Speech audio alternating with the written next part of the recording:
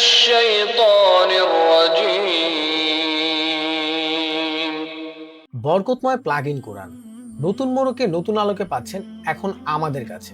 এই প্লাগইন কোরআনে পাচ্ছেন এখন সম্পূর্ণ আল কোরআন, থাকছে 114টি সম্পূর্ণ সূরা, রুকায়া সহ থাকছে 40টি হাদিস, থাকছে বাচ্চাদের ঘুমের জন্য 25টি সুন্দর জিকির ও দোয়া।